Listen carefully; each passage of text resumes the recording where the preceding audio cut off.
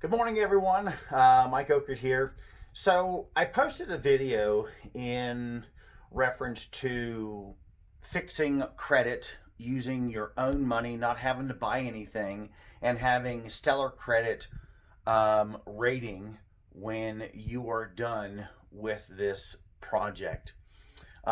So, it had to do with opening up secured loans. And so, what I wanted to do is go into a little bit more detail on how this is done so you kind of see it written down a little bit. So let me turn this around. I put this chart up here and hopefully you guys can replay this over and over again. And if you have any questions, you can reach out. Okay? Okay. So I talked about taking three banks, right? Bank one, bank two, bank three. You have $1,500, okay, of your own money. I said take $500, open a secured loan in bank number one, bank number two, and bank number three, okay? Now, so you go in, you ask for a secured loan of $500. They're going to give you $500, okay? So look at right here. You had $500, you gave it to them. They took that $500, they opened a savings account, and they locked your money in there. Basically, they said, hey, here's the money. When you pay it off, we'll give it back to you. Okay? So they're going to give you the $500, open a secured account. All right? Now, when they give you the money, they're going to say, hey, how do you want the money? You want them to open a checking account. They're going to take the $500 that you secured. They're going to give you $500.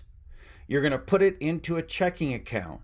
And then you're going to ask them to draft the monthly payments from the checking account. Okay? So it's hands off for you. You got bank one, bank two, and bank three.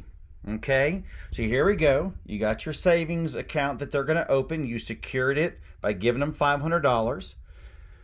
When they give you the $500, you're going to put it into the checking account, and then you're going to have them draft the payments from the checking account to pay off the $500. Okay, now in this example, I just took $86 as an example.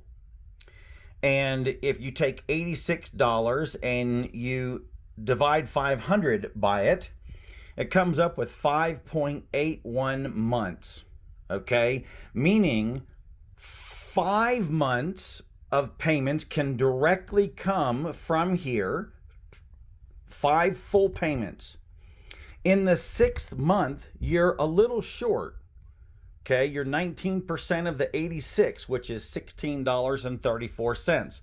So in the 6th month, if you took $16.34 and you added it to what is left in the account, it'll make that month's payments, okay? So out of 6 months, the only thing that and this is including interest, by the way, and it doesn't matter what that cost is, in the last month, whatever it is, you'll just bring that and add it to the account before the payment is due. Okay, so as this example, bank one, bank two, bank three, in the 6th month, it would be short $16.34.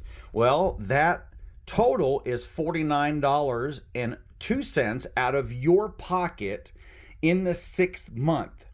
Okay, you at least want to run this 6 to 8 months. All right, so I probably wouldn't run it that long if you're short on cash, because obviously in the 7th month that you would be liable for all of this, except you could do this again. Now here's the great part.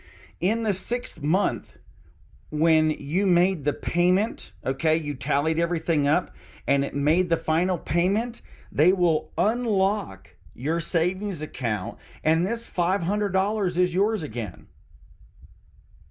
That $500 is yours. Okay? So you used your money across 6 months.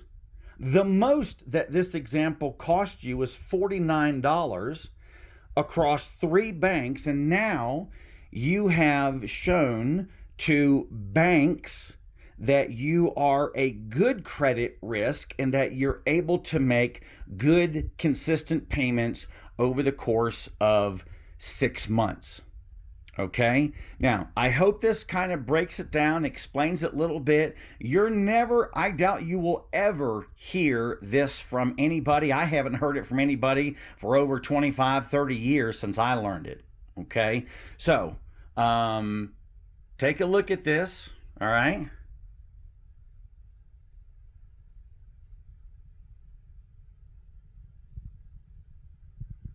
Okay, there you go. And of course, if you have any questions, don't hesitate to reach out. Hope that was helpful. You guys have a great day. Bye-bye.